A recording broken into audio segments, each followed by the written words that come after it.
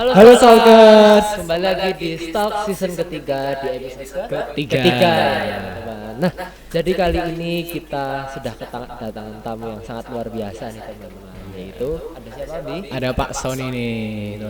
Nah, tapi sebelum itu kita perkenalan dulu sih, enggak sih, Pan? Iya, Memang kita episode pertama udah ketemu sama teman-teman Ya, semua, benar. tapi ya mungkin bagi teman-teman yang belum nonton atau baru gabung di Stalks ini, kenalin aku Abi dan di sampingku. Aku Eva. Nah, dan bersama kami di sini sudah ada sosok yang luar biasa dan sosok yang mungkin paling terkenal di SMA Negeri 1 Surakarta, ada Bapak Sony. Selamat siang, Bapak. Selamat siang Mas Abi, Mas Eva. Ya. Gimana kabarnya? Baik, Pak. Pak Sony gimana nih? Alhamdulillah sehat. Bapak pasti sangat sibuk ya, karena bentar lagi kan juga SNBT, mesti. Betul. Iya. Yes. Dan ini sih sebenarnya sibuknya juga kita target untuk setelah kelas 3 kita target ke kelas 2 nih yang mulai kita arahkan nih TK-nya mau Iya. ambil apa, bapak mau ambil itu. Iya. Dan untuk siswa kelas 10 juga udah persiapan untuk pemilihan mapel. Pemilihan mapel nanti ketika di kelas 11. Iya. Oh, bentar kita TK apaan? Iya. Jadi tinggal menghitung hari aja kalian. Iya, Pak. Jadi memang sibuk sekali ya Pak berarti sekarang. Kebetulan OBK untuk bulan-bulan ini memang kita fullkan atau kita agendakan untuk pemanggilan siswa kelas 11 dan kelas 10. Iya. Oke, ya karena seperti yang kita tahu ya Stalkers, jadi memang beberapa waktu yang lalu itu kan baru saja pengumuman SNBP ya. Iya. Pengumuman yang masuk PTN. Iya, betul sekali nih. Dari kita sendiri kita mau mengucapkan banyak selamat ya kepada kakak kelas yang sudah berhasil lolos ya, karena perjuangannya selama 3 tahun ini sudah terbayarkan dengan sangat baik sekali. Nah, jadi sini kita mengundang Pak Sony ini untuk mungkin Ya, menjawab pertanyaan kalian ya, mungkin bagi kelas 10 ataupun kelas 11 yang masih bingung gimana sistem penerimaan di universitas, dan di sini kita bakal ulik lebih dalam terkait dengan hal tersebut.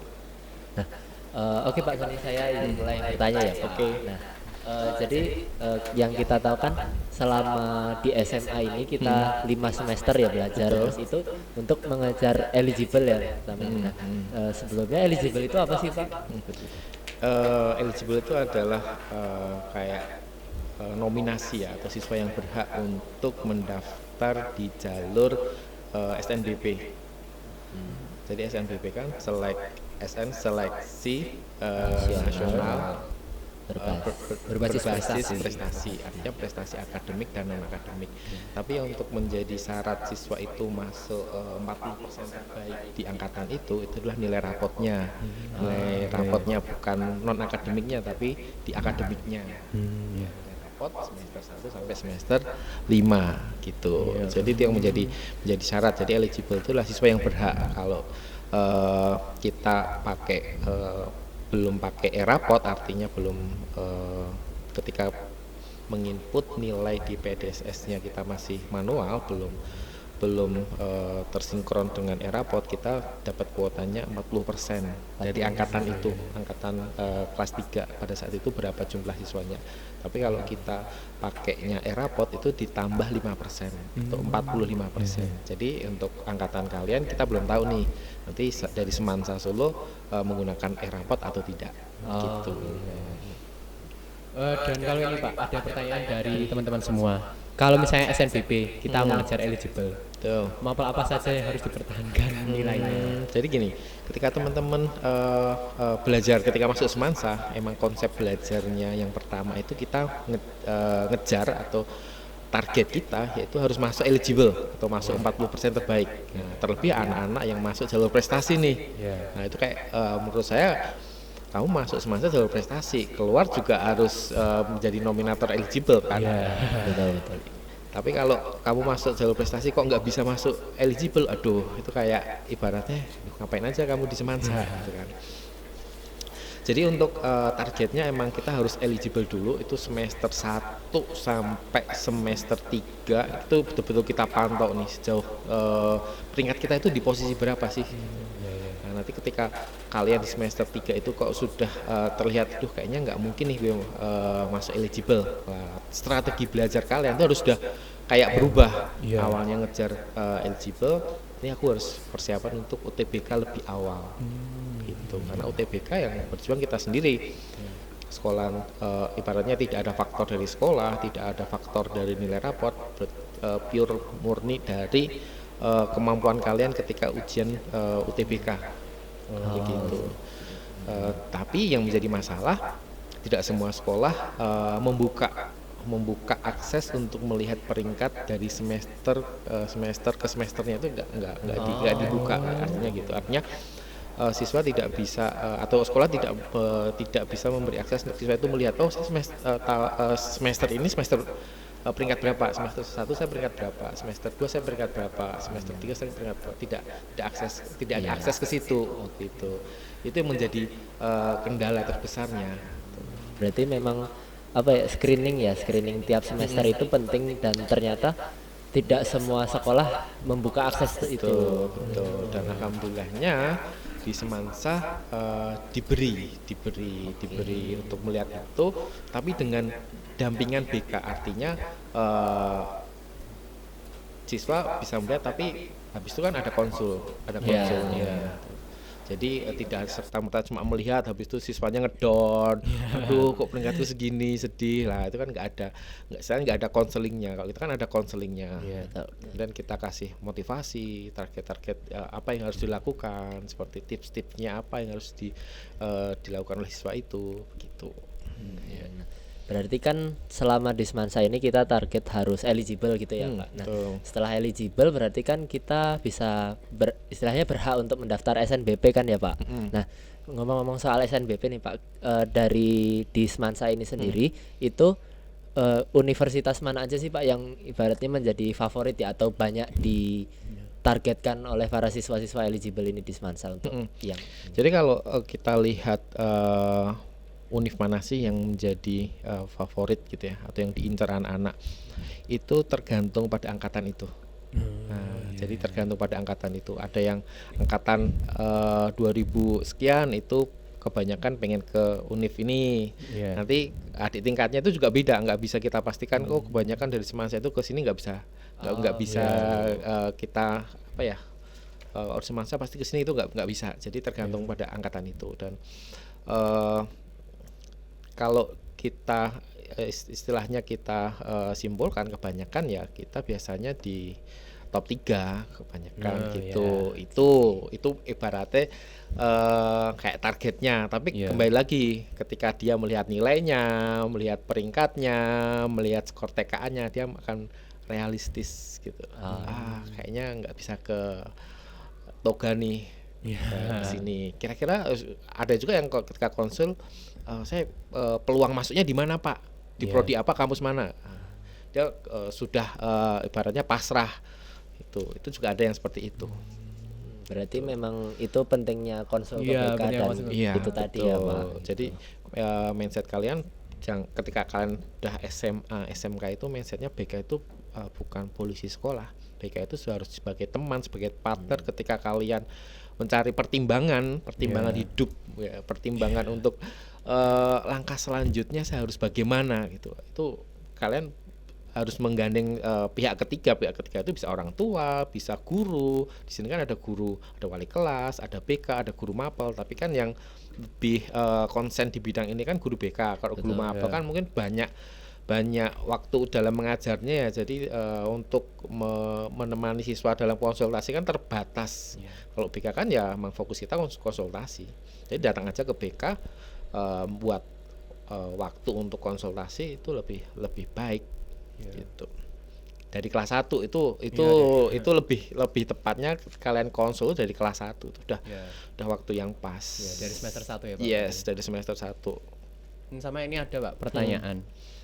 Kalau SNBP itu komposisi yang istilahnya kriteria penilaiannya itu apa aja Pak? Apakah hanya rapot ataupun piagam, atau ada hal-hal lain yang dipertimbangkan oleh UNI? Ini pendapat saya ya, saya ya, jangan ini. Di Indonesia kebijakannya kan sering berubah-ubah. Jadi tahun kemarin seperti apa, tahun ini seperti apa. Jadi kita harus siap untuk beradaptasi. Kalau tahun 2026 ini yang menjadi indikator untuk SNBP, yang pertama adalah seluruh mapel dari semester 1 sampai semester 5 Jadi siswa itu bisa dikatakan eligible ketika siswa itu peringkatnya 40%. Misalkan angkatan kalian 396, kita maksimalnya kan 396. Jadi siswa yang berhak mengikuti atau siswa yang berhak mendaftar di SNBP itu peringkat 1 sampai 158.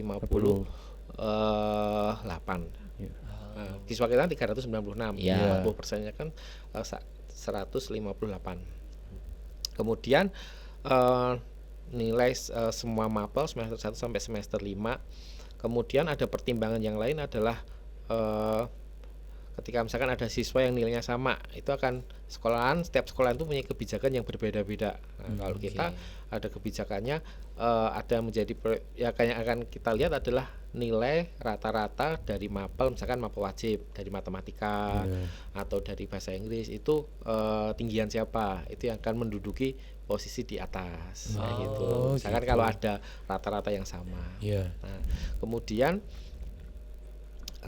tahun 2026 ini ada kebijakan lagi adalah nilai TKA.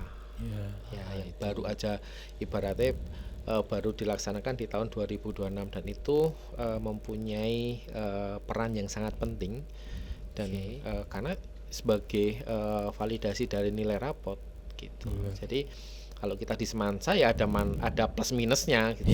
Ketika plusnya itu ya dan kakak tingkat kalian saat ini kan ya keterimanya di prodi-prodi yang bagus kan, ibaratnya itu yang salah satu faktor dari TKA. Tapi ada minusnya juga, ibaratnya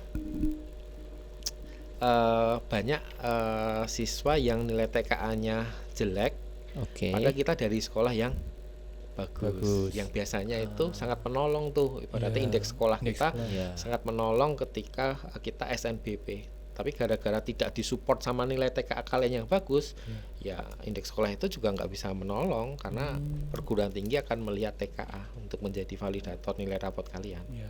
Berarti kalau bobot TKA itu berapa persen Pak kira-kira? 50? Dari pihak kampus tidak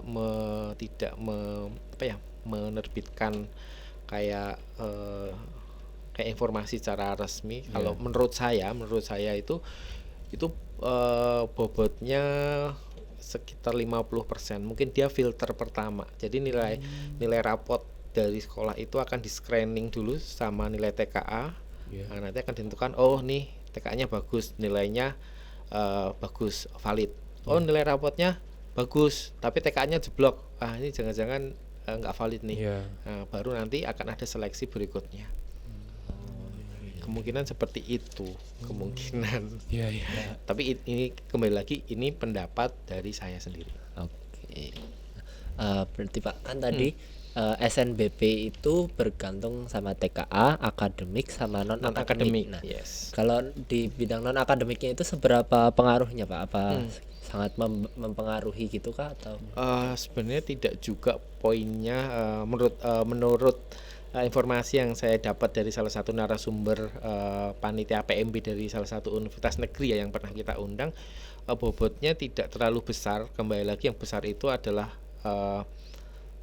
rata-rata mapel akademiknya tadi, mapel pendukung sama TKA. Jadi non akademik ini bobotnya sangat kecil gitu. Kecuali kejuaraan-kejuaraan yang dilaksanakan oleh lembaga yang kredibel, yang pemerintah berjenjang, nah itu berarti bobotnya lumayan. Seperti itu. Berarti ada beberapa pertanyaan sih Pak. Kan kalau misalnya untuk pendaftaran SNBP itu kan kita berhak mencantumkan 3 piagam penghargaan. Maksimal 3. Nah itu lebih baik 3 piagamnya itu linear dengan jurusan yang kita pilih, tapi tingkatnya itu lebih rendah, atau kayak misalnya kita punya medali internasional tapi ketiga-tiganya itu tidak relevan dengan jurusan yang kita pilih, itu bagaimana Pak? Berarti kan siswa itu sebenarnya punya potensi ya, punya potensi di bidang yang lain, tapi anak itu tidak mau mendaftar gitu. Itu sebenarnya kalau dia konsul ke BK itu pasti akan kita gali dulu gitu. Tapi ketika sudah digali tapi tetap memutuskan mengambil jurusan yang tidak sesuai dengan kejuaraan yang diambil tadi ya. Kalau menurut saya yang dilampirkan tetap yang internasional.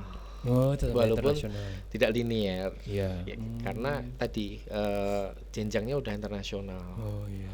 gitu.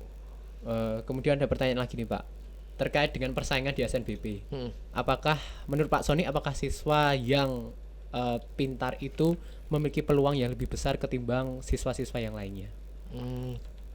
Tidak juga. Iya juga. Nah, ini peluang untuk keterima kan ya? Iya, Ya. betul. Sebenarnya tidak juga. Sebenarnya tidak juga. Tapi ketika anak ini pinter, dia bisa melihat peluang, ya bisa aja keterima.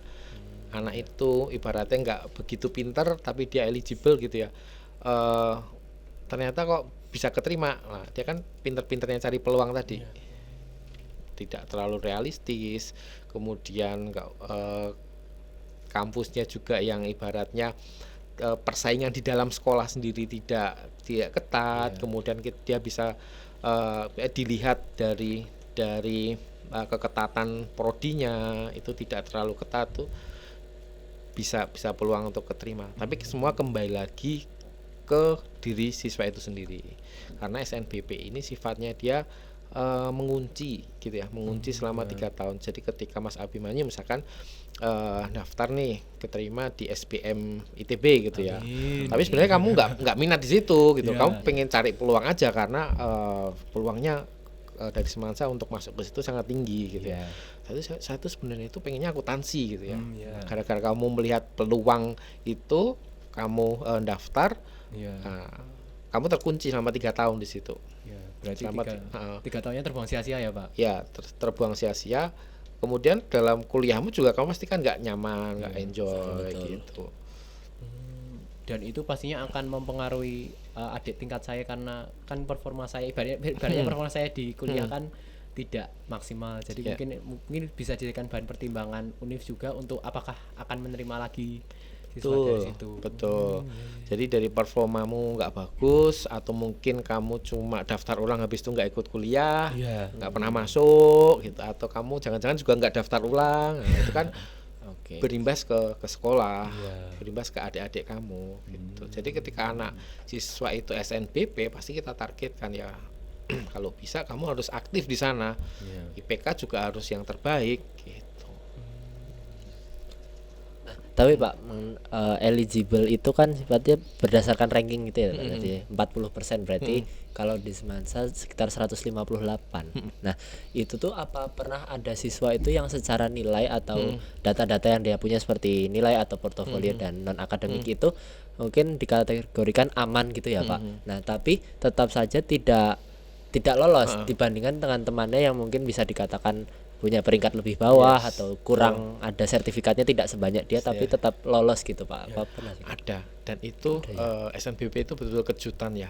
Jadi ibaratnya kita udah memprediksi gitu ya, memprediksi tapi ternyata kok nggak masuk, malah ibaratnya yang bawahnya gitu, yang ibaratnya yang tidak kita prediksi untuk masuk tapi malah masuk. Itu ada gitu. Jadi ketika SNBP ini kebijakan dari kampusnya ya dalam menganalisa, dalam mengolah siapa yang nanti akan diterima. Gitu. Setiap tahun ada, dan tahun ini betul-betul kejutannya sangat luar biasa. Ibaratnya yang kita unggulkan peringkat sekian gitu ya, itu dikalahkan yang peringkat sekian. Kalau kita lihat TKA-nya juga bagusan yang ini, mapel pendukungnya bagus ini, rata-ratanya bagus ini. Kenapa gitu? Apakah gara-gara non akademiknya lah? Itu yang perlu kita tanyakan ke pihak universitas, tapi pasti pihak universitasnya tidak akan memberikan informasi yang pasti juga gitu. Berarti memang kembali lagi ke peraturan dari kampus itu sendiri ya Pak. Jadi pihak kampusnya sendiri yang membuat rumus ya, misalkan kampus A rumusnya seperti ini, kampus B rumusnya seperti ini. Itu ada sendiri-sendiri gitu. Dan pada akhirnya juga itu akan mempengaruhi kayak dinamika dinamika penerimaan di univ-univ tersebut dari sekolah dari SMA 1 setiap tahunnya ya Pak. Karena kalau saya amati ambil contoh di UGM di 2 tahun lalu kan yang keterima itu cuma 2, tapi kemudian di tahun ini ada 18 anak yang bisa keterima, dan berkebalikan dengan ITB yang 2 tahun lalu ada sekitar 11 atau 12 anak, dan di tahun ini kalau tidak salah hanya sekitar 4 ya. Yes, betul. Jadi tergantung keketatan juga. Oh, tahun ini siswa di Indonesia itu mungkin ya Iya. ITB baru naik daun, wah banyak yang daftar ke ITB. Atau mungkin kampus ini yang baru naik daun pernah daftar ke sini. Kan tingkat tingkat persaingannya kan sangat sangat ketat di kampus itu. Dan tadi performa alumni kita gitu loh. Kemarin kenapa kok UGM tahun ini banyak? Kalau analisa kami ya karena TKA yang ke UGM anaknya istimewa-istimewa, artinya predikannya istimewa-istimewa dengan nilai yang bagus, sama performa alumni kita yang di sana bagus, IPK-nya 4, IPK-nya kumlot, aktif di organisasi gitu. Di prodi-prodi yang ibaratnya sangat ketat, prodi yang sangat sulit, kok dia bisa mendapatkan IPK 4 itu, akhirnya bisa narik adik-adiknya. Berarti memang nama SMA itu akan terus menempel walaupun bahkan saat sudah berkuliah gitu ya, Pak. Betul. Bahkan ada narasumber juga yang menyampaikan bahkan lulus pun kan udah lulus dari kampus itu ya. Nah, itu masih kebawa, misalkan Evan gitu ya, lulusan dari Semansa terima di UI gitu ya. Kemudian setelah lulus dari UI kamu membawa nama baik ke UI gitu loh, itu nama Semansa masih atau kamu menjadi profesornya di UI, kamu bekerja di sana, nah itu nama Semansa masih kebawa. Itu salah satu informasi yang saya terima dari sebuah kampus di ujung selatan Pulau Jawa. Ujung timur selatan Pulau Jawa. Ya bagi teman-teman yang tahu ya. Dan kemudian ini Pak, kan tadi Pak Sony menerangkan bahwa sebenarnya kan SNBP itu kan tergantung rumus dari setiap univ. Dan mungkin itu termasuk kebijakan yang mungkin teman-teman kenal dengan kebijakan blacklist terhadap sekolah tertentu. Yes. Nah, mungkin bisa dijelasin nggak sih Pak, kenapa bisa suatu sekolah itu terkena blacklist dari universitas dan seberapa besar pengaruhnya untuk angkatan-angkatan di bawahnya? Betul. Blacklist ya, catatan hitam ya untuk sebuah sekolah. Biasanya itu muncul ketika satu sekolah diberi kesempatan bergabung di jalur undangan, tapi siswa itu tidak mengambil. Akhirnya kan kampus juga seharusnya kursi ini bisa saya berikan ke orang lain, ini tak berikan ke kamu, kok kamu nggak manfaatkannya gitu kan. Kayak kamu merugikan kami, ya udah berarti kuota dari sekolahmu akan saya kurangi atau bahkan tidak ada gitu. Nah, itu alangkah baiknya itu kan bukan murni kesalahan sekolah ya, itu kan kembali lagi kesalahan dari siswa itu sendiri gitu loh. Nah, kalau universitas yang ibaratnya baik gitu ya, itu memberikan surat ke kita gitu. Tolong konfirmasinya, ini ada siswa dari sekolahmu, kita beri kesempatan untuk jalur SNBP kok nggak diambil gitu loh. Kita kan ternyata nggak diambil ya. Ternyata siswa ini nggak kemarin keterima di jurusan ini di sebuah universitas, kok nggak diambil, kenapa? Kita kan harus ibaratnya kita klarifikasi ke pihak kampusnya gitu. Jadi tidak akan muncul tadi blacklist dari sebuah sekolah tadi, karena kita juga dirugikan juga sekolah gitu. Kita juga tidak mau gitu loh. Jadi alangkah baiknya sebelum mengambil tindakan itu tolong kami disurati, kenapa kok ada siswamu keterima di ini kok nggak diambil gitu. Tapi itu tidak semua univ memberikan surat. Ya itu sama masalahnya, diam-diam dia langsung kuotanya dikurangi atau bahkan tidak ada satupun yang diterima gitu loh. Dan kalau untuk hukuman blacklist seperti itu, apakah hanya bertahan 1, 2 atau 3 tahun saja Pak, atau bisa lebih dari itu? Itu kebijakan kembali ke kampusnya masing-masing. Bisa 1 tahun, bisa 3 tahun gitu. Tapi kalau selamanya ya kok jahat banget. Iya benar. Berarti yang buat masalah siapa, yang kena siapa, kok lama banget. Iya Pak. Dan itu memang setiap siswa sampai istilahnya tidak daftar ulang padahal sudah keterima, itu kan mungkin dia punya alasan sendiri-sendiri kan. Yang saya tahu ada beberapa siswa itu mungkin kayak awalnya mereka itu nggak pengen sama jurusan ini, cuman karena mungkin dia realistis saja lah, nilai saya mungkin bakal masuk di sini gitu, jadi saya masuk. Nah ini akan berkaitan dengan pertanyaan selanjutnya Pak. Jadi menurut Bapak sendiri lebih baik misalnya kita kan tadi sudah screening nilai rapot terus ya selama semester gitu. Jadi kita pasti udah dapat gambaran kira-kira saya bisa berpeluang lolos ke mana gini. Nah, tapi menurut seringkali kayak gitu itu kan tidak sejalan dengan kita kan juga punya cita-cita dan impian ya Pak. Jadi kita maunya ke sini tapi ternyata nilai kita kurang atau dirasa-rasa kurang memungkinkan untuk kita bisa lolos ke sana. Nah, menurut Bapak seperti gimana itu? Apa kita tetap paksa masuk ke situ walaupun mungkin ya kita harus sudah terima bahwa kita mungkin akan gagal atau kita pilih ke jurusan yang kita tidak mau itu tapi akan lolos tapi itu akan berpeluang kita performanya kurang baik dan juga atau bahkan sampai siswa itu tidak daftar ulang sehingga mengakibatkan nama sekolah itu jadi ada bermasalah sama universitas itu Pak. Jadi begini, perlu teman-teman pahami untuk masuk ke perguruan tinggi itu kan jalurnya itu nggak hanya SNBP aja gitu loh. SNBP itu untuk kuotanya aja cuma 20%. Nah, jadi masuk perguruan tinggi kan ada SNBP, ada SNBT, ada jalur mandiri. Jalur mandiri kan kuotanya sampai 50%, ada jalur IUP, juga ada jalur yang bibit unggul berprestasi itu juga ada gitu loh. Jadi jangan terbelenggu cuma di SNBP. Akhirnya tadi memanfaatkan peluang setelah diterima dia nggak enjoy, nggak nyaman, nggak daftar ulang atau kuliahnya nggak tenanan, terus tahun depan nyoba lagi gitu kan. Akhirnya kan sekolah kena blacklist tadi. Jadi kalau saran kami untuk SNBP itu jangan coba-coba.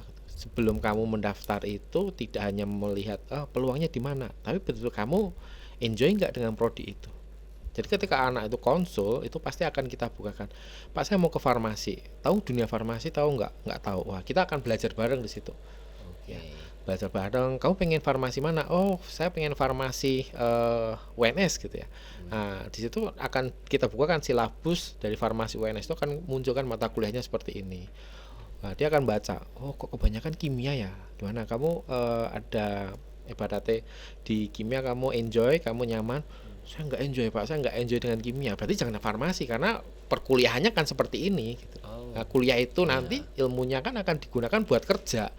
Nah, jadi ketika kamu kuliah aja udah nggak enjoy, kira-kira kerjanya bisa sukses atau enggak? Jadi kadang anak tadi cari peluang yang bisa masuk mana, terus pertanyaan berikutnya peluang kerjanya yang banyak mana Pak, yang menghasilkan uang tuh yang banyak mana Pak. Nah, sebelum kita bicara ke situ kamu harus enjoy dulu dengan kuliahmu gitu. Nggak usah ibaratnya nggak usah membandingkan diri kamu dengan orang lain. Ketika kalian udah masa-masa di SMA mungkin kamu dari SD ke SMP itu emang masa kamu untuk mengeksplor ya, banding-bandingkan dengan orang lain itu boleh. Tapi ketika kamu SMA kamu harus realistis. Ketika kamu udah berusaha membandingkan orang lain, kok kamu nggak bisa sesuai Evan bandingin ke Abi bandingin ke Evan gitu. Kok nggak bisa match dua-duanya? Ya udah jadi diri sendiri aja gitu loh. Bakatku di matematika, bakatku di fisika, ya wes jalani aja. Misalkan prodi-prodi yang memperdalam fisika apa, yang prodi yang memperdalam matematika apa, seperti itu. Jadi nggak usah terlalu mencari peluang dengan mengorbankan tadi passionnya tadi, dengan mengorbankan bakat mintanya tadi. Mending ke realistis aja, realistis sama kalau pengen kampus ini ya udah tembak aja di situ. Tapi tadi siap belajar untuk UTBK, siap belajar untuk mandiri. Karena ketika kalian udah jadi nominator, ibaratnya daftar, habis itu bukan leha-leha terus nyantai kayak itu enggak. Apa yang harus dipersiapkan step berikutnya apa? Oh SNBT, jalur tulis UTBK, itu yang harus dipersiapkan. Jadi ketika Desember November habis tes semester 5 itu ya. Nah, itu kalian bukan berhenti untuk tidak belajar. Misalkan Evan peringkat 1 paralel nih. Nah, setelah November aku sudah eligible 1, ibaratnya aku udah nyantai, aku nggak mau belajar gitu ya. Nggak seperti itu konsepnya gitu loh. SNBP itu hanya bonus. Jadi ketika bulan November belajarmu udah berapa persen tuh untuk belajar UTBK. UTBK.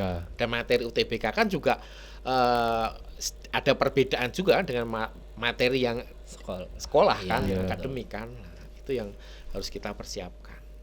Berarti bisa saya simpulkan sebisa mungkin kita pilih jurusan yang memang benar-benar kita sukai dan kita Betul, enjoy. betul. Tapi jika dirasa-rasa memang kurang apa ya, mungkin nilai kita atau apa kurang memungkinkan untuk masuk ke sana, ya bisa disiapkan untuk jalur yang lain karena masih terbuka gitu ya Yes, Pak. betul. Daripada kita udah pengennya ini dan kita nggak belajar UTBK malah berpotensi gagal dua-duanya gitu ya Pak.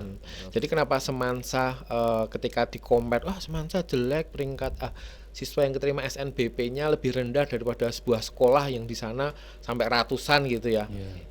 Bisa dilihat dulu prodinya, bisa di-compare dulu prodinya gitu kan. Ibaratnya kita nggak boleh memaksa. Van, Betul. ibaratnya Pak saya pengen kesini, jangan kamu di situ nanti nggak keterima Van, udah kamu kesini aja gitu kan.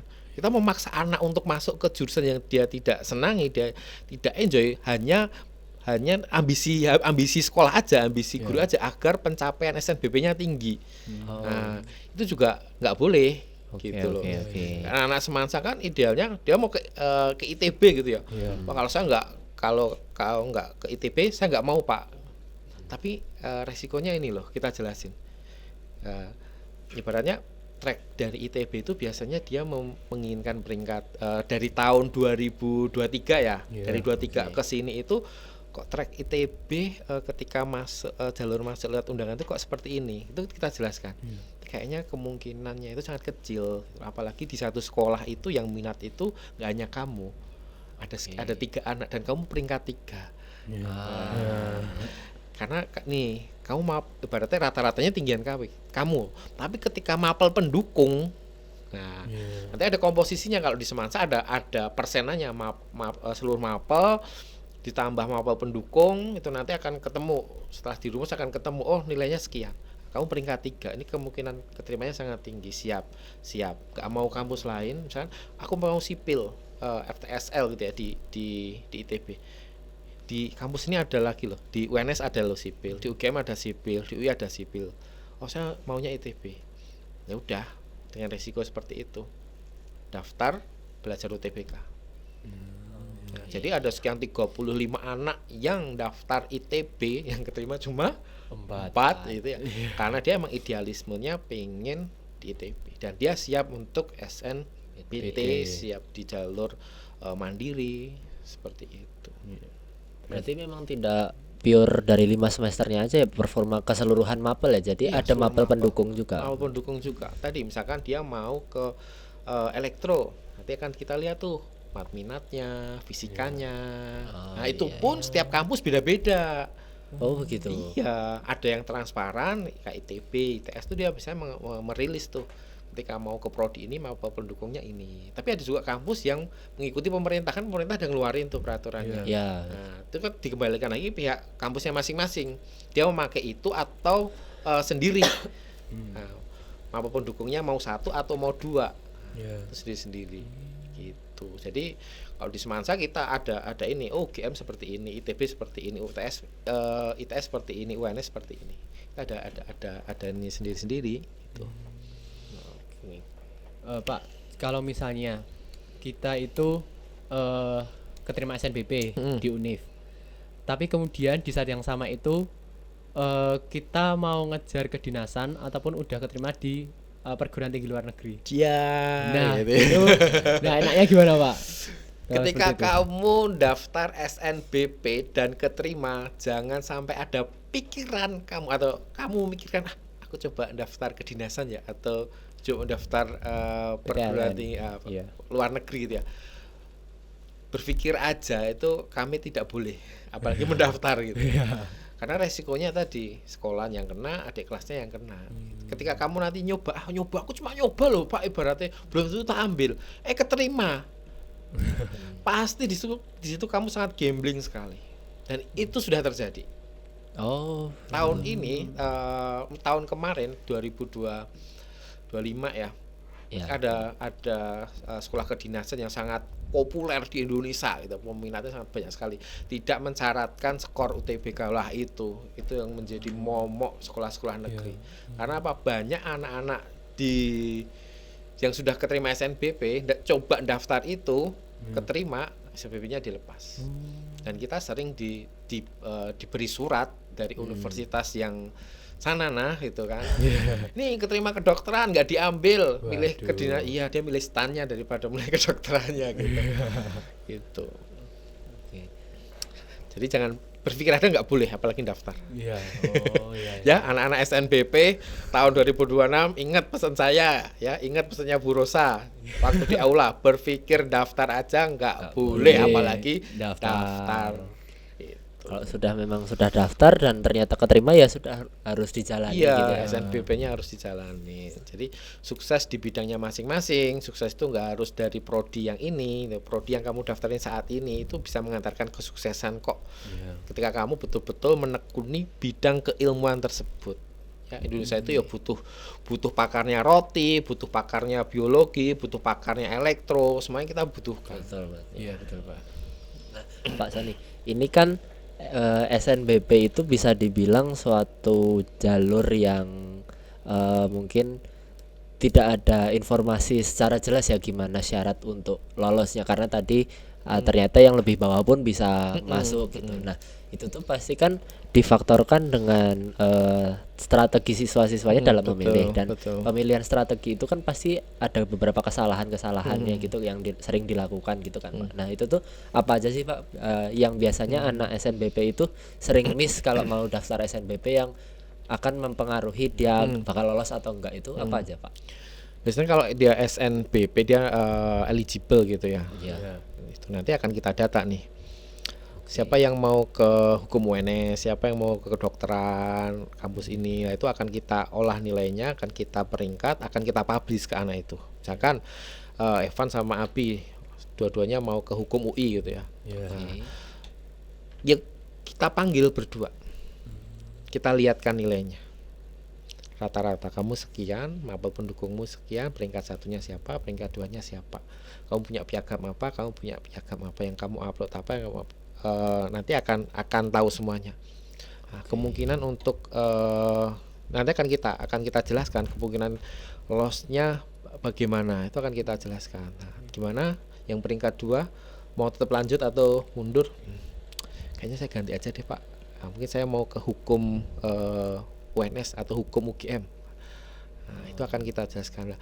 Faktor apa aja yang biasanya siswa itu tidak lolos gitu ya. Satu, anak itu tidak finalisasi.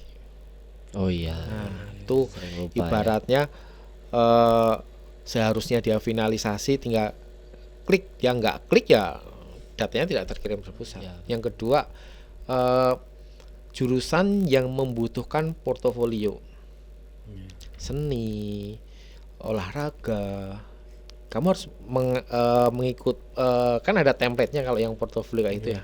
Ada dari panitia SNPMB kan ada template resminya. Nah, kita harus mengikuti aturan itu. Nah, bahkan yang kemarin anak-anak daftar di FSR di ITB, dia bimbel. Ibaratnya bimbel untuk persiapan ke situ. Nah itu kalau ibaratnya kamu harusnya ada portofolio, nggak ngumpulin portofolio nggak lolos, nggak keterima. Gitu. Jadi faktornya ya satu itu tadi, kemudian jangan saingan sama teman di satu sekolah, tapi kalau ibaratnya nah soalnya saya tetap ke situ Pak, kalau nggak itu saya nggak mau, ya wes tetap lanjutkan, persiapkan kemungkinan terburuknya tadi. Ketika nggak keterima kan kita harus SNBT lah, itu harus dipersiapkan. Oh berarti jadi misal ada 2 anak nih Pak, itu ternyata ingin ke jurusan yang sama di univ yang sama, itu akan mempengaruhi presentase dia akan lolos keduanya atau salah satu aja? Iya. Kembali lagi tergantung kampusnya juga. Biasanya gitu. Jadi pun yang peringkat 1 dari diantara misal 2 itu pun juga berpotensi untuk gagal karena yang di bawahnya maksa juga mau masuk di sana. Bisa aja malah yang keterima yang anak nomor 2 juga. Oh, Karena tadi eh, dari pihak kampusnya kan kayak rumusnya tadi kan tidak di-share ya, Iya, yang betul. dia ya yang tahu kan hanya dia. Nah, jadi banyak dari tahun ke tahun tuh pasti ada dan ibaratnya ini yang diunggulkan kok malah gagal, yang ini kok yang tidak diunggulkan malah keterima. Ternyata mampu pendukungnya prediksi kita pakainya misalkan ya yang kedokteran pakainya eh, biologi kimia gitu ya. Ternyata mereka pakainya matematika biologi. Ya, matematika biologinya bagusan yang nomor 2 gitu. Gitu. Terus kita juga lihat tracknya ibaratnya biasanya kampus ini itu yang keterima cuma 1 gitu. Gitu. Atau biasanya keterima 2 gitu. Atau 20%-nya gitu atau 10%-nya dari daya tampung. Itu pas belum ada TKA. Kalau sekarang ada TKA ya TKA-mu berapa. Jadi Iya. persiapan dari sekarang itu anak-anak kelas 1 itu TKA itu kan materi dari kelas 1 kan. Iya, Ya, betul. materi TKA kamu harus kuat dulu dari kelas 1. Itu kunci gitu. Oke, Pak. Oke Pak, jadi Ayo jadi ini kita mungkin dari tadi kan sudah membahas secara umumnya SNBP. Yes. Jadi mungkin kita lebih membahas gimana kita mempersiapkannya mulai dari kelas 10 ataupun kelas 11. betul. Jadi gini Pak, kan tidak kita pungkiri bahwa lingkungan atau ekosistem belajar baik di kelas ataupun di luar sekolah itu kan pasti akan mempengaruhi bagaimana kita menjaga konsistensi nilai di eligible. Nah, kira-kira kalau menurut Pak Sony gimana caranya kita bisa menciptakan ataupun memilih ekosistem belajar yang baik dan tepat supaya ya kita bisa fokus untuk mengejar SNBP tersebut. Oke. Jadi saya sebenarnya bisa jawab ini itu tergantung dari individu siswa itu. Jadi artinya harus konseling perorangan ya. Misalkan Evan karakteristiknya seperti ini, saya harus jawab seperti apa. Abi seperti ini, saya harus jawab seperti apa. Jadi secara umum ya sebenarnya jawaban ini kan bisa lebih ke detail ke individu ya. Tapi ini saya jawab secara umum. Yang pertama, ekosistem yang ada di Semansa, teman-teman harus tahu ketika kalian sudah mendaftarkan di SMA Negeri 1, mental yang harus disiapkan adalah mental untuk menjadi juara dan mental belajar lagi. Harus siap gagal, ibaratnya jangan cuma mental siap menerima nilai 100 aja, tapi mental untuk menerima nilai di bawah 100-nya nggak dipersiapkan. Nah, jadi sering ngedon, galau, terus nggak mau belajar lagi gitu. Kok temenku yang nggak pernah belajar malah nilainya lebih bagus. Anak Semansa ngomongnya nggak belajar tapi dia di rumah nggak tidur tapi dia Betul, belajar. Tuh hati-hati. Jadi jangan terpancing statement aku rasih tahu kok, aku nggak belajar kok. Gitu. Akhirnya kamu yaudah Abi nggak belajar, aku juga nggak belajar gitu ya. Wah ternyata Abi di rumah belajar. Gitu. Itu hati-hati tuh di Semansa. Jadi kalau ekosistem jangan ikut-ikutan arus, artinya ketika teman nggak belajar terus kamu nggak belajar itu jangan. Jadi kembali lagi ke konsep diri kamu, tujuan diri kamu ketika kamu pengen menjadi seseorang yang pemenang gitu ya, kan harus dipersiapkan gitu. Ya harus siap, ibaratnya siap untuk begadang, siap untuk belajar, siap untuk lelah gitu. Jadi jangan terus ikut-ikutan ya wis main game, ya wis tidur, ya wis main kesana kesini, jangan sampai. Oke. Ya memang persaingannya berat ya Pak, persaingannya. Ya karena kita di Semansa. Nah, Pak, ngomongin mental untuk menjadi juara ya Pak. Pasti kan cara tiap individu untuk memahami seberapa kuat mental mereka untuk bisa terus konsisten belajar dan belajar lagi itu kan beda-beda ya. Kadang ada orang yang gagal terus bisa bangun lebih cepat, ada yang merasa down dulu gitu-gitu. Nah, tapi itu kan tiap orang itu akan menciptakan tekanan sendiri-sendiri ya, beda-beda sendiri. Nah, dengan tekanan yang ada dengan mental harus aku di Semansa, aku harus juara, aku harus eligible gitu. Nah, itu tuh apakah bisa menekan kepercayaan diri ya. Jadi dengan aku harus juara, aku harus ini, dia akan terus merasa kurang yang mengakibatkan kepercayaan diri mereka itu turun, atau bisa juga dia itu dengan mental juara seperti itu dia akan terus rajin sampai akhirnya benar-benar juara Pak. Nah itu kan kadang ada yang jadi seperti ini, ada yang jadi di lain sisi yang down itu. Nah itu tuh gimana cara mengatasinya Pak? Kalau menurut saya, ketika kalian di fase yang kadang menang, kadang kalah gitu ya. Iya. Kembali lagi yang bisa menilai diri kita sendiri. Tapi dirasa kamu kok aku ini ya setelah ngedown gitu ya, kok aku move onnya sulit ya. Coba kamu apa sih yang dibutuhin gitu loh. Apa kamu butuh menenangkan diri, atau kamu butuh sharing, atau kamu butuh healing gitu ya, atau kamu tetap belajar. Coba deep talk dengan diri sendiri, tanya dengan diri sendiri gitu loh. Ya, psikolog terbaik itu ya diri kita sendiri gitu loh. Kita bisa nerima keadaan ini enggak gitu. Kok belum bisa gitu loh. Kira-kira apa yang bisa caranya biar kita itu bisa menerima akan hasil pencapaian kita. Oh, aku butuh sharing dengan orang lain gitu. Nah udah, cari. Ortu kayaknya nggak mungkin, Ortu terlalu sibuk gitu ya. Ortu tipe bukan orang yang mengetahui psikologis gitu ya. Nah, berarti jangan ke Ortu. Nah, ada nggak temen yang real temen loh, soalnya temen kan sekarang banyak yang menerima curhatan kita dicurhatkan ke orang lain gitu kan. Jadi kalau ada ya cerita ke temen, kalau nggak ada bisa ke orang lain, bisa ke saudara atau ke guru mungkin kalau dia percaya sama guru, karena kita juga nggak bisa memaksa untuk kamu cerita ke saya Van, kita nggak bisa memaksa juga kan. Betul. Atau sekiranya Mas saya butuh psikolog. Jadi mindsetnya itu psikolog itu bukan untuk orang yang gangguan jiwa aja, enggak gitu loh. Saya tuh butuh seseorang untuk bercerita atau mendengar gitu. Kamu ke psikolog gitu. Karena sekarang banyak kan kayak di kampus terdekat kita kan UNS, dia ada layanan psikologi juga. Kemudian di instansi pemerintah juga membuka layanan psikologi, di puskesmas juga ada. Jadi manfaatkan layanan-layanan itu gitu. Jadi kembali lagi ke diri kita yang bisa mendeteksi gitu. Tapi mungkin ini ada beberapa keresahan sih Pak.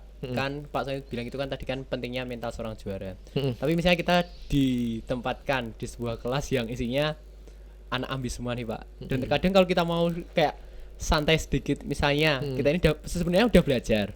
Tapi ketika ngelihat temen itu juga kayak lagi belajar kan, itu kita kayak kepancing gitu loh Pak. Jadi kayak sudah waktunya istirahat, sudah waktunya tidur, itu kita tetap begadang, tetap belajar. Nah menurut Pak Sen itu kalau fenomena seperti itu gimana Pak? Apakah ideal atau jadi ketika kalian di kelas yang ambis di Semansa itu ya, itu sebagai ajang belajar kalian ketika kalian nanti di prodi yang ambis di universitas yang bagus. Target kalian mungkin ke NTU atau NUS gitu kan. Ya pasti isinya orang-orang seperti itu gitu loh. Jadi ketika kalian di semasa dengan penuh ambisi harus belajar ya sebagai ajang aku untuk step berikutnya gitu ya. Tapi ketika kalian udah waktunya lelah capek ya istirahatlah, nggak usah memaksa. Dan tipe belajar seseorang itu pasti beda-beda. Nggak bisa oh belajar efektif itu jam 7, oh belajar efektif itu jam 3. Kembali lagi ke orangnya. Menurut kamu belajar efektif itu yang jam berapa ya? Silahkan disesuaikan dengan diri kamu masing-masing. Ketika kalian udah mempunyai target dan tercapai, kok aku melihat Evan belum ini ya, dia masih belajar ya, mungkin targetnya Evan beda. Nah, starmu sama starnya Evan mungkin beda gitu loh. Jadi jangan membandingkan ke orang lain juga. Terus jangan terus nyantai juga. Tetap waspada juga. Berarti memang perlunya untuk pemahaman diri sendiri sama kontrol diri sendiri juga ya. Betul. Karena yang menjaga kesehatan mental itu juga. Berarti kamu pintar tapi mentalmu sedang nggak baik-baik aja kan juga nggak maksimal hasilnya nanti. Dan kemudian Pak, kan kita tahu kalau persaingan di eligible itu cukup ketat ya Pak. Ya kadang tiap semester itu kayak dinamikanya itu begitu drastis. Kadang yang di atas bisa turun, terus yang di bawah bisa naik drastis. Nah kalau menurut Pak Sony sendiri, kunci untuk menjaga kestabilan peringkat kita di eligible Hmm. itu seperti apa Pak? Apakah ada rumus-rumus tertentu atau apa yang harus ya harus kita jaga setiap tahunnya itu? Sebenarnya kalau lebih detail saya nggak berani ini ya ngomong di sini ya. Mungkin lebih ke personal aja. Jadi setiap guru kan pasti mempunyai tipe penilaian yang berbeda-beda. Iya. Ketika guru A guru B kita nggak bisa membandingkan ya. Jadi pasti beda-beda gitu. Iya. Kalau menurut saya sih performa kalian kalau di akademik cari anak yang pintar di semansa ya banyak gitu. Iya. Berarti kita harus cari celah yang lain. Celah yang lain apa? Nah, di attitude-nya, di sikapnya, keaktifan dia, keproduktifan dia, gitu loh. Misalkan ada guru ngasih deadline tugas 3 hari, ya pas 3 hari itu kamu udah selesai, jangan sampai molor. Iya. Gitu loh. Kalau nyari siswa pinter ya banyak di sini, apalagi yang di kelas-kelas yang kamu sebutin tadi, yang kelas ambisinya ini kan. Berarti aku harus unggul nih di antara mereka. Apa? Oh, dudukku di depan, komunikatif dengan guru, gitu, sering ngobrol dengan guru, kayak gitu. Itu menjadi nggak hanya waktu SMA, ketika kalian kuliah pun itu menjadi kayak poin plus ketika kalian dekat dengan seseorang. Nah, misalkan kamu dekat dengan saya nih, dan saya ada tawaran beasiswa, tapi untuk satu orang. Saya pasti akan merekomendasikan ya orang yang udah saya kenal, yang sudah tahu track recordnya gitu loh. Jadi ketika kamu pinter diem, ya itu akan kalah sama pinter yang aktif. Ya, kita harus tetap aktif ya Pak berarti Pak. Nah, Gitu. sama ini Pak, kan semua kita memperjuangkan mereka di eligible kan salah satunya tujuannya untuk mengejar SNBP tadi. Tapi kan kemudian muncul sebuah apa ya Pak, pemahaman dari setiap siswa terkait SNBP. Nah, menurut Pak Sony, apa kesalahpahaman terbesar siswa terkait SNBP yang pada akhirnya berpengaruh terhadap probabilitas dia untuk diterima via jalur SNBP tadi? Dia menyadari akan SNBP itu baru di semester 3. Tuh, ternyata ada SNBP ya. Wah, aduh peringkatku sekian. Wah, bisa nggak Pak ini saya kejar? Mas, orang yang kamu kejar itu juga lari ibaratnya, nggak diem terus kamu kejar tangkap itu nggak bisa gitu loh. Jadi kalau ketika start kamu ibaratnya ini buat calon-calon anak-anak yang mau masuk semansa ya, atau anak kelas 1 ya, ketika startmu udah ibaratnya jelek untuk menjadi yang nomor 1 itu akan susah. Jadi ya startnya juga harus bagus. Kayak mengejar orang lari ya Pak tadi. Yes, betul. Nah, oke Pak, jadi tadi kan kita bahas dari sisi penerimaannya, terus juga strategi-strateginya. Nah, mungkin untuk SNBP yang di tahun depan nih Pak, dari Pak Sony sendiri apa yang Bapak harapkan ke anak-anak calon penerima SNBP ini yang harus siswa pahami sebelum akhirnya mereka klik finalisasi daftar SNBP itu apa aja Pak? Oke. Jadi yang kita persiapkan, yuk kita persiapkan bareng-bareng ya kan, kelas 11 kan. Jadi bukan saya cuma ngasih tips, tapi saya ngajak ayo bantu Pak Sony untuk mempersiapkan itu gitu. Nah, bantu kami untuk mempersiapkan itu. Yang pertama, pahami dulu macam jalur masuk ke perguruan tinggi. Jadi jalur masuk ke perguruan tinggi kan tidak hanya SNBP, dan tidak hanya dari Kementerian Pendidikan aja, dari Kementerian Kesehatan juga ada kampusnya, dari Kementerian Agama juga ada kampusnya, dari sekolah-sekolah kedinasan itu juga ada kampusnya gitu loh. Jadi pahami dulu jalur masuk ke perguruan tinggi itu. Jadi kalau kamu tidak anak eligible, ya masih banyak jalur yang bisa kamu manfaatkan. Itu. Yang kedua, kita sudah mulai pendataan untuk TKA. TKA. Jadi kalau waktunya memungkinkan kan kita pengen semua anak itu kita panggil satu-satu atau dua orang duduk bersama, kita tanya step selanjutnya setelah lulus dari semansa ini mau kemana. Kita tuh pengen mendengar itu, pengen memberikan insight ke kalian kayak gitu. Kemudian kita akan mulai persiapan untuk pemantapan dan materi-materi TKA. Nah, itu sambil menunggu kebijakan nih.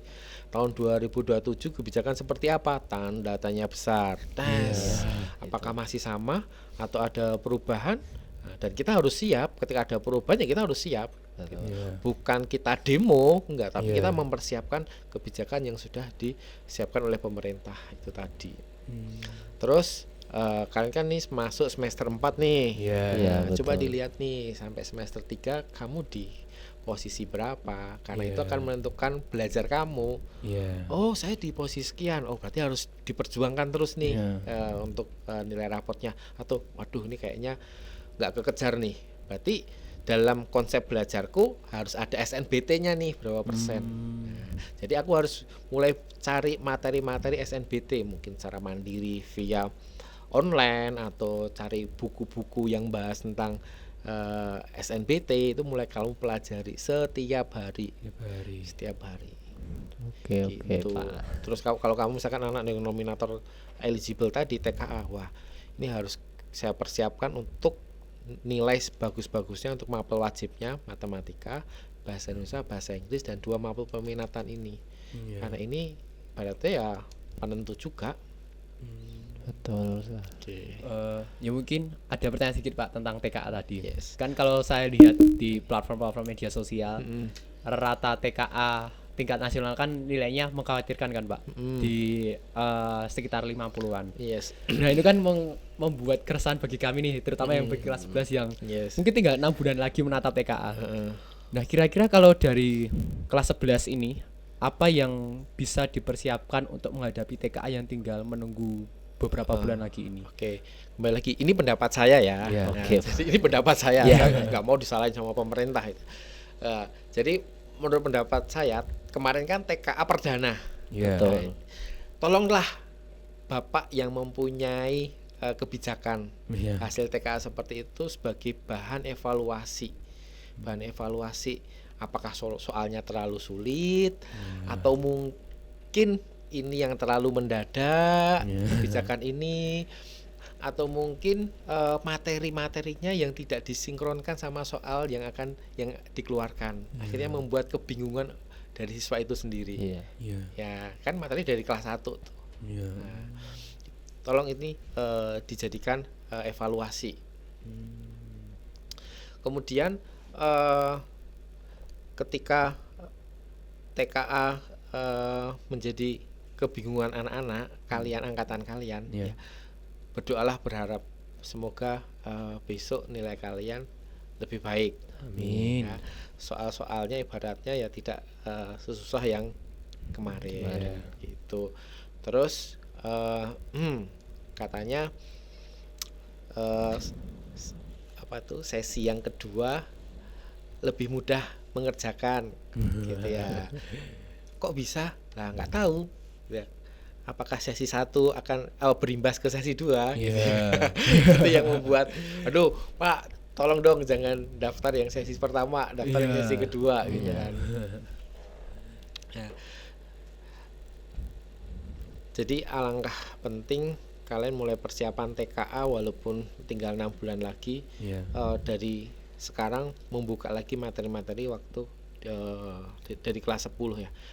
Itu dipersiapkan. Terus jangan terlalu khawatir ya, semoga pas kalian tes besok itu lebih baik. Ya, jadi belum tentu besok nilainya jeblok, itu belum tentu juga. Siapa tahu pemerintah melihat podcast ini terus dia mengevaluasi gitu. Soalnya nggak terlalu susah, betul disesuaikan dengan kondisi kenyataan gitu. Itu terus ini dong Pak, katanya tidak ada peringkat TKA, nilai TKA sekolah gitu kan, katanya dulu ketika konferensi pers kan. Kok muncul sekolah dengan rata-rata TKA terbaik.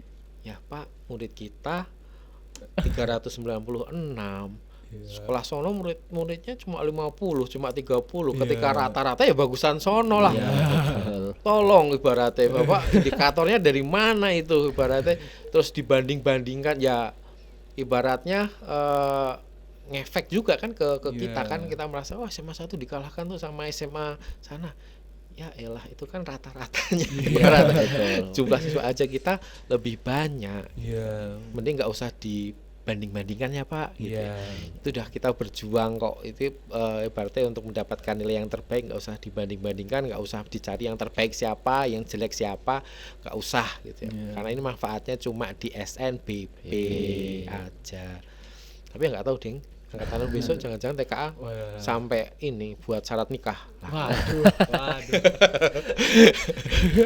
Oke Pak, kita mungkin masuk ke pertanyaan terakhir ya. Ya. Nah, jadi Pak Sony, kita minta dong pesan dari Bapak sebagai guru BK buat kita ke murid-murid kelas 11, buat adik-adik juga kelas 10 dan teman-teman SMP yang mau Daftar di Semansa. iya membawa mimpinya ke SMA 1 seperti itu Pak. Buat kedepannya, buat kesuksesan kita, karena ya kesuksesan kita kan juga bukan dari SNBP aja ya, jadi Betul. jalannya juga masih sangat panjang gitu. Iya, Ada pesan apa Pak? Gitu. Buat adik-adik SMP dulu ya, buat adik-adik Oke. SMP, ketika kalian mau naik kapalnya Semansa gitu ya, kamu harus tahu dulu dalamnya kapal itu gitu ya. Oke. Itu yang harus kamu persiapkan. Buat anak-anak semuanya di Semansa, kalian sudah harus mulai merefleksi, harus deep talk dengan diri kalian sendiri. Sebenarnya bakatku itu apa, passionku itu apa gitu loh. Karena kesuksesan itu tidak hanya muncul di satu bidang aja. Di semua bidang itu bisa menjamin kesuksesan. Asal kita tadi mau menekuninya, mau mendalaminya. Seperti itu. Jangan sampai kalian cuma ikut-ikutan temen, terus kalian di situ akhirnya nggak bisa maksimal. Akhirnya kalian menyalahkan pemerintah, menyalahkan orang lain. Aku jadi pengangguran nih, aku nggak punya kerja nih. Ya mungkin kamu seperti itu karena kamu nggak mendalami gitu. Kamu bukan ahlinya, kamu nggak mendalami, akhirnya ya nggak bisa maksimal. Kalau kamu mengenal diri kamu lebih dini, lebih awal, dan kamu betul-betul bisa menggali atau mendalami satu bidang, akhirnya kamu bisa menjadi seorang ibaratnya pakar sebuah keilmuan atau pakar sebuah bidang, itu bisa menjamin sebuah kesuksesan. Tuh, terus mulailah untuk belajar bahasa kedua selain bahasa Indonesia. Itu sebenarnya buat saya sendiri ya.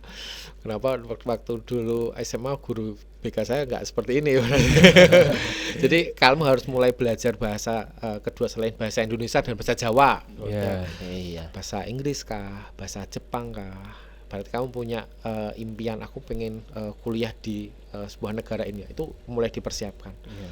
Nah, kamu ibaratnya pinter di akademik, tapi kok kemampuan bahasa kamu itu ibaratnya kurang, ya susah untuk masuk ke situ. Gitu. Terus yang kedua, selanjutnya gitu ya, nggak tahu yang keberapa ya, selanjutnya mental kita harus siap. Jangan hanya siap menang, tapi harus siap untuk belajar lagi, belajar terus dan belajar terus.